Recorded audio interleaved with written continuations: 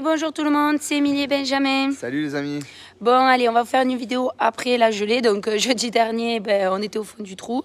On ne dit pas que c'est mieux, mais on a fini par évaluer une partie des dégâts. Donc là, on estime à peu près à une perte à l'heure actuelle entre 80 et 90% de perte. Il nous reste quelques vignes, voilà, heureusement. Maintenant, on va prier très fort et on va faire le maximum pour faire redémarrer au moins à fruits toutes les vignes qui nous restent et espérer au moins une demi-récolte pour que financièrement on puisse passer. Voilà, par contre, on a une excellente nouvelle. Voilà, on a trouvé une de nos vignes qui est en super bon état, donc on va tout miser sur elle parce que bon, l'objectif chaque année c'est à peu près faire dans les alentours des 5000 hectos, donc on va tout miser sur elle, on va vous la présenter ce matin. Donc maintenant arrêtez de vous inquiéter pour nous, c'est bon, on a trouvé la solution, tout va très très bien. On leur montre hein? On leur montre. Allez, action. Action. Donc là voici, je te la présente là, présente notre vigne. Donc on se trouve dans la cour du domaine de la Grande Canaga où derrière nous les pieds sont en train de pousser mais vraiment à pleine sève. Donc nous avons 3 pieds. Alors regardez ici, il y a les petites grappes, voilà. Les inflorescences. Les inflorescences pour l'instant, oui pardon, les futures grappes. Futures grappes, voilà. Combien il y a de pieds monsieur? Donc nous avons 3 pieds de vigne dont on ne connaît même pas le cépage, mais bon on va dire que c'est... Un cépage 22 raisins de bouche, mais bon on va faire du vin avec, on va se débrouiller. Alors chaque année on se les fait bouffer par les oiseaux, mais bon on va dire que cette année on va mettre des épouvantails, on va faire en sorte que ça produise. Hein. Ah, si c'est non, j'ai une solution, on va mettre Chippy. Chippy, tu garderas les pieds de vigne? Chippy? Chippy. Bon, elle garde autre chose. Tu nous garderas les pieds de vigne contre les oiseaux, hein? Voilà, on va tout miser sur Chippy. Et on espère au moins tirer 200 graines par rameau, j'espère. Voilà. Donc voilà. Le sport est immense. Bon, vous l'aurez compris que c'est de l'humour, évidemment. On va dire qu'après mes larmes de la semaine dernière, on a quand même besoin de rire. Voilà. Effectivement, on est bien d'accord qu'il y a des choses qui sont 100 fois pires que ce qu'on a vécu, même si bon, pour nous, c'est quand même douloureux parce que vous l'avez compris que c'était quand même nos revenus qui étaient en jeu. Voilà, et on est extrêmement nombreux. Donc, en fait, vous avez été très nombreux à nous soutenir, à nous proposer plein de choses. Et en fait, la chose qu'on vous propose, c'est continuer à boire du vin français, continuer à soutenir tous les viticulteurs et vignerons de France. Je ne dis pas qu'à l'étranger, il ne faut pas les soutenir aussi parce qu'ils ont des très belles régions viticoles aussi. Mais ce qu'on a besoin, c'est que les consommateurs continuent à acheter du vin. Voilà, c'est surtout ça le mot d'ordre. Et français. Et français. Mais, on remet le... mais les vignobles aussi à l'étranger ont pris mal aussi. L'Italie, on sait que vous avez pris mal. Donc, on a une grosse pensée aussi pour nos voisins italiens. Bon, ne croyez pas qu'on s'est roulé les pouces pendant une semaine. On va vous montrer un petit peu ce qu'on a fait. Qu'est-ce que tu as fait, toi? Moi, j'ai mis en place pour l'irrigation, en fait. Hein. On attend un petit peu, puis on va essayer un petit peu de donner à manger aux vignes pour pouvoir les aider à repartir. Quoi. Voilà, donc on a mis en route, on a mis en place ce qu'on appelle les dosatrons, on va vous les montrer. Moi, je me suis occupée aussi un peu de la partie administrative parce qu'il y avait un petit peu des papiers. Et ensuite, après, j'ai travaillé un petit peu dans le plantier avec les enfants de nouveau parce qu'en fait, le but du jeu, malgré lui, le plantier a été un petit peu touché. Alors, pas tout, hein, donc voilà. Et ce qui reste, on va essayer de lui donner un maximum de force. Hein. Donc voilà, donc il y a quand même des choses à faire, même si c'est un petit peu ralenti, parce qu'on était plein gaz quand même encore la semaine dernière.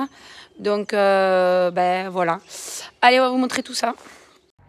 Et voilà, donc là je suis dans la vigne, je suis en train de réparer du goutte à goutte enterré. Bon, ça arrive, hein, dans le goutte à goutte enterré, sur l'exploitation, on en a plus de presque 30 hectares. Sur certaines parcelles, les fourmis nous mangent les membranes des goutteurs. Quand je dis goutte à goutte enterré, c'est un tuyau de 16 de diamètre, hein, en fait, qui est enterré à 30 à 40 cm de profondeur. Et en fait, ça arrive sur certaines que les fourmis trouvent la galerie du tuyau et nous mangent les membranes. Ça fait que quand on allume le goutte à goutte, quand on allume l'eau, en fait, on se retrouve que au lieu que ça goûte, comme son nom l'indique, goutte à goutte, et c'est la piscine. Allez, je vous montre le chantier. Regardez derrière moi. J'ai mis Alexandre à l'appel. Il avait la Komatsu, la 5 tonnes, en train de m'ouvrir les goûteurs. Enfin, pardon, les gouttes à gouttes. Allez, regardez. Alors là, on est sur une petite réparation. Allez, hop là, ça c'est une toute petite réparation.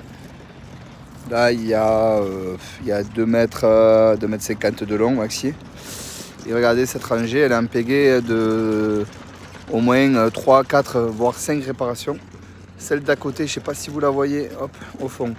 C'est pareil, regardez, plein de réparations. Regardez notre jeune.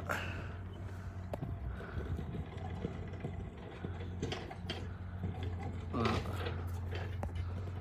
On est enchanté, on se régale de faire ça. Après les dégâts du gel, viennent les dégâts des fourmis. C'est super, c'est l'agriculture. Allez. Voici dans le plantier, j'ai un coup de main des enfants et il y a même ma soeur, ma petite soeur, qui était là pour l'occasion. Donc on est en train de travailler dans le plantier. Alors effectivement, il n'a pas du tout la même tête que la semaine dernière. Hein. Vous êtes tous au courant qu'on a été gelé sur l'exploitation. À savoir que c'est pratiquement une des parcelles qui est le moins touchée. Allez savoir pourquoi. Les parcelles tout autour de celle-là s'est touchée, mais lui, il est beaucoup moins touché. Bon, enfin, on va pas venir sur le débat, travail du sol, pas travail du sol, enherbement couvert et tout. De toute façon, c'est fait, c'est fait. Ça sert à rien de revenir là-dessus.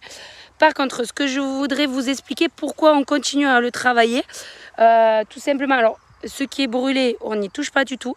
Par contre, par exemple, je vous montre les pieds qui sont montés sur le cordon.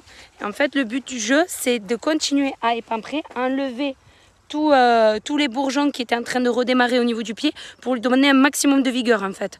Et ensuite derrière ça, on mettra des foliaires parce que là en ce moment effectivement on finit de réparer l'irrigation, mais c'est pas pour tout de suite, surtout que là il a plu, il a fait 40 mm, donc elles n'ont pas tout de suite besoin d'eau, mais on répare pour être prêt, parce que quand il va falloir, quand elle va se mettre à démarrer, là il faudra qu'on soit prêt à tout faire le maximum pour tout sauver.